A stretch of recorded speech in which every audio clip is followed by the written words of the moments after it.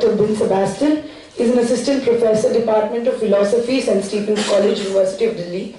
Prior to joining St. Stephen's College, Dr. Sebastian worked with IGNO, National Institute of Public Finance and Policy, and Delhi Technological University. Dr. Binz received his MPhil and PhD degrees in philosophy from the Jawaharlal Nehru University, New Delhi. He holds master's degree in philosophy, political science, and business administration. Currently, he teaches bioethics and applied ethics at the philosophy department at St. Stephen's College. We welcome you, sir. I'm not a lawyer, I'm a teacher of philosophy.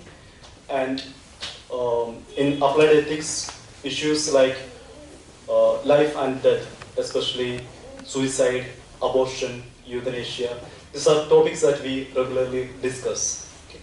We discuss about the concepts of autonomy, dignity, bodily integrity, privacy, property, all these. So I'll be speaking something in line of what Advocate Nima spoke about the dead body's claim to a right. Does a dead body have any right? Okay. It's a more fundamental question. We should be very clear that there is a problem. There is a problem because we violate the dignity and integrity of a person after his death. So how do we establish that a dead body has a right to decency, a right to dignity? The Supreme Court has spoke and it said the right to life and right to dignity of life that can be extended even to the dead bodies. But what if a constitution does not recognize that right? If a state does not recognize that right of a dead person, what happens? Do we stop respecting the dead bodies? Do we do anything that we can do with the dead bodies? Or, more than a legal right, is it a natural moral right? Can we establish that? When we say dead bodies do not have any right because it cannot claim it. If you do anything to the body, it is not going to respond. It cannot claim its right. So can we say, since it has the incapacity to claim a right, it does not have a right? The ability to claim a right, is it the basis for a right? It is not. If we insist on that, then the infants will not have any right. The mentally sick, they will not have any right. The terminally ill people, especially in the coma state, they will not have any right. And we will not be in a position to talk about any right that belonging to the dead bodies. So the ability to claim a right is not the basis for any right. Then what else? We say, especially human rights, when it comes to human rights, even if it is not recognized by law or the state, it exists as moral or natural rights. On what basis? How does a human being, by the very nature of being a human being, enjoy certain rights? We say dignity. Dignity is the basis for human rights. You need to respect the dignity of every individual human person, no matter how rich, how poor, how educated, how illiterate the person is. Now going a step further, how do we claim that human persons have dignity? How do we claim that? We can say this person doesn't deserve any dignity, but that is not right. So on what ground do we say that human beings have certain right, certain dignity? The first answer would be a religious answer. Man is created in the image of God, or there is a God particularly in the human beings, or man is God himself. Maybe a good solution, but it has certain problems. What happens to a dead body when the soul departs? We believe, at least the religious people believe, that the soul departs and it becomes a human or a dead body.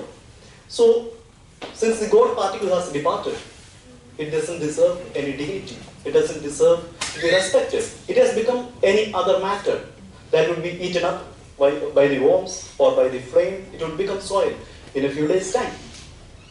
Or how do we tackle the problem of non-believers who do not believe in God, who do not believe that human beings are created by God or in the image of God?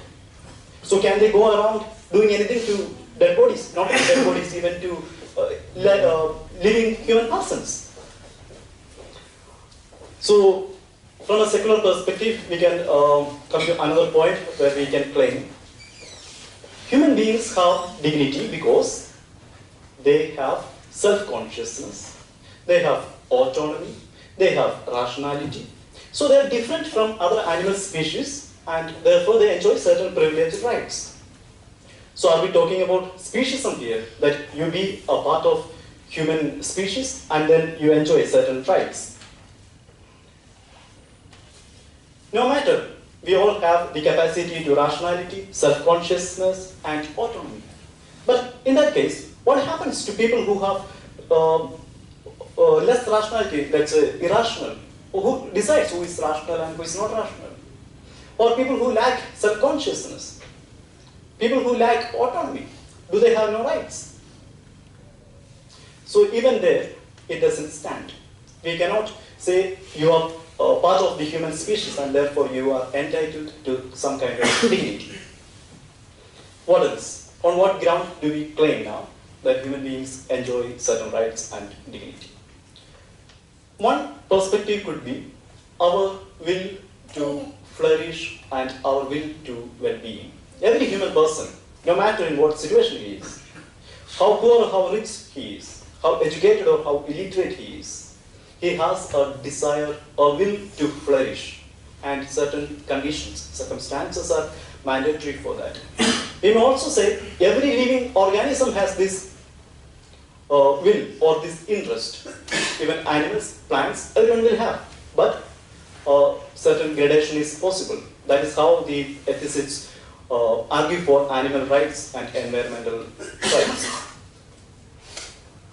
So, if I have certain interest for flourishing and well-being, I'm governed by my interest.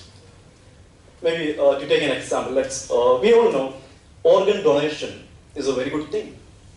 When we die, we donate our organs, and then some people benefit out of it.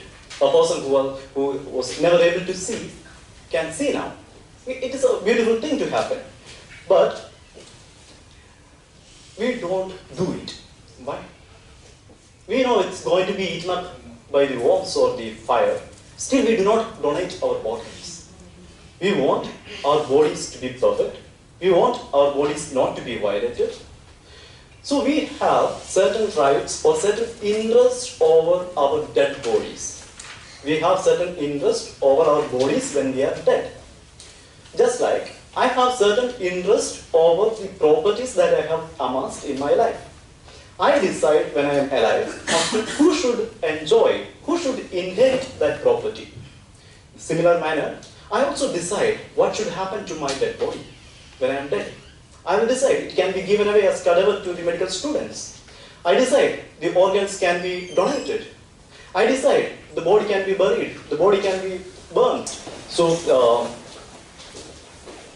we decide as to what should happen to our properties and our bodies when we are dead. So this interest we should respect. This can also be understood from a social contract perspective. I have respected the dignity and rights of a dead person today. So today you respect my rights when I am dead, and tomorrow someone else will respect your rights. But there is a problem. What about a person who is not part of this contract? A person who doesn't care about the body when he is dead? Can he go around and do anything to a dead body? Because he doesn't deserve or he doesn't expect any respect when he is dead. We cannot argue on that.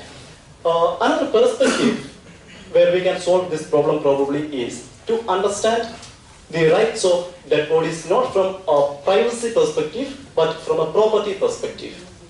We don't see dead bodies thrown around on the streets not owned by anyone. Dead bodies are owned by someone else. The state doesn't own dead bodies.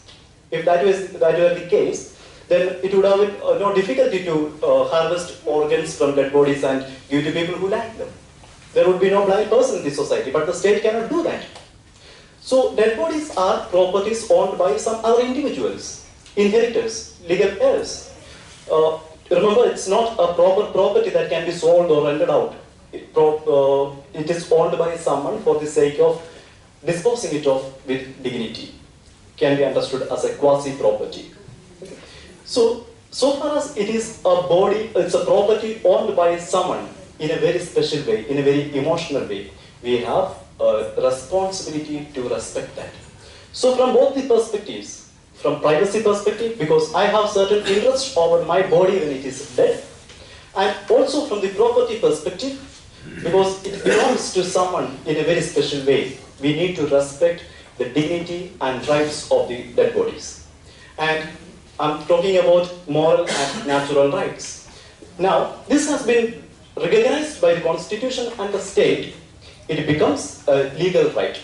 Now you have a legal responsibility to respect the dignity and integrity of the human person when he is dead. Thank you.